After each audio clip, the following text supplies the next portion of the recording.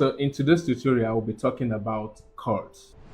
So in music theory, a chord is a group of 3 or more notes played together. For example, this is a chord, this is a chord, this is a chord. You see, it's a lot. I can add it.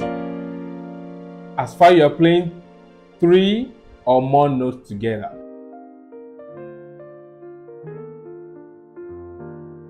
The most basic type of chord is a triad. So a triad chord is built up on the root notes, the third above it, and the perfect fifth, or you can just say fifth. For example, if I want to go for F chord, I can pick my F as my starting, then I will go to the third, and I will go to my fifth. Now, what I've played now is a major chord. Why? I will show you in 2 ways, because the third is a major third. Chords can be classified into various types based on their interval and quality of sound. So we have major chord, minor chord, suspended chord, diminished chord, augmented chord, dominant 7th chord, minor 7th chord, and major 7th chord. All these chord types are what I'm going to show you in this tutorial. This is the C. I will just use 3 of my fingers so that you can see clearly, or where I can also alternate the finger. The C major is this. Don't worry, I will explain how you are going to build it. The C minor, C dominant, there's a dominant 7th, then C diminished, C 7th.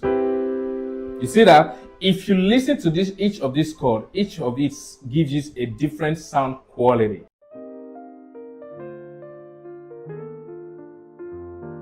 For you to build a major triad chord, you need the root note, which means the key you want to build a chord on, and you need a major third, and you need a fifth. So for example, let's say we want to build the chord of C major. The first is that this is the root note C. Then we need what? A major. We need a major third, and that is what I keep saying, that you need to understand intervals. We need a major third and what? A perfect fifth. Now, for you to build a C minor chord, you need the root, which is the C, which is the chord you want to build, and you need a minor third, and you need a perfect fifth. Some of you might be thinking, what is the function of all these intervals? The root tells you what chord you're playing. The third defines the quality of the chord. Then the fifth is what gives you sustainability. So we don't just have the 3-note chord. You can also have the 4-note chord. In fact, you can even have the 5-note chord. For example, I can have this as a chord. You see, that's how many? 1, 2, 3, 4. I can add this to it. Okay, let me put my 7th. See, that's a 5-note chord.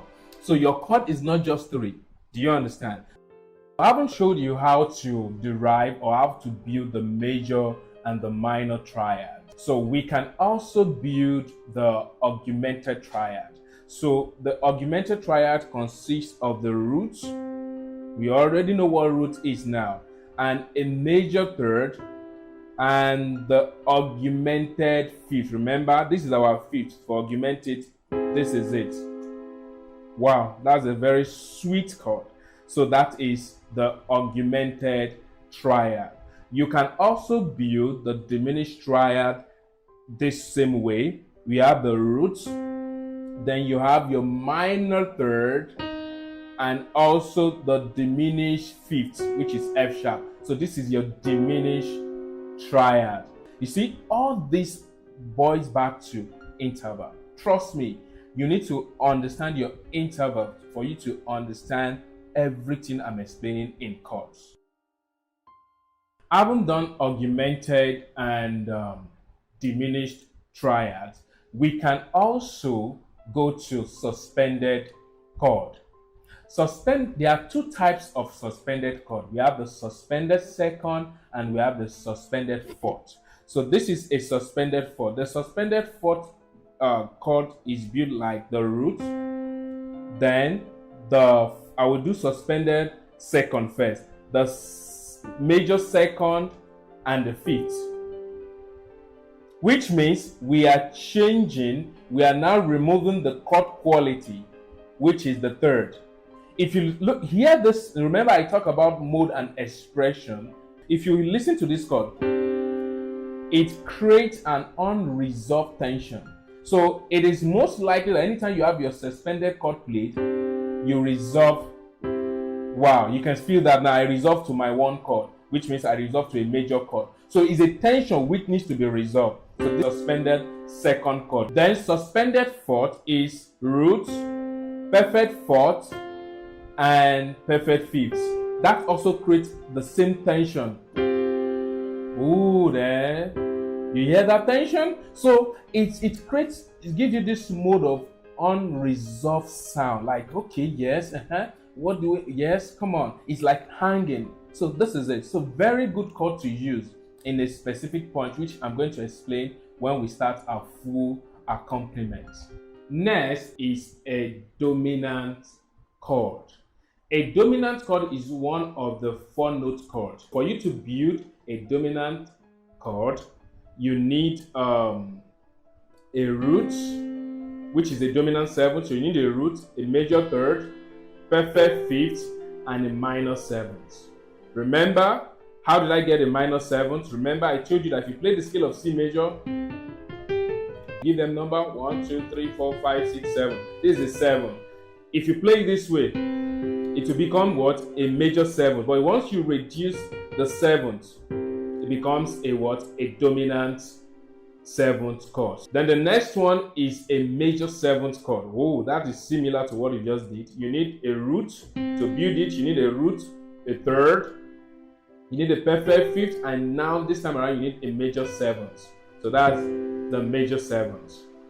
Then the last one on the chord classification, which I've said earlier, is a minor 7th chord.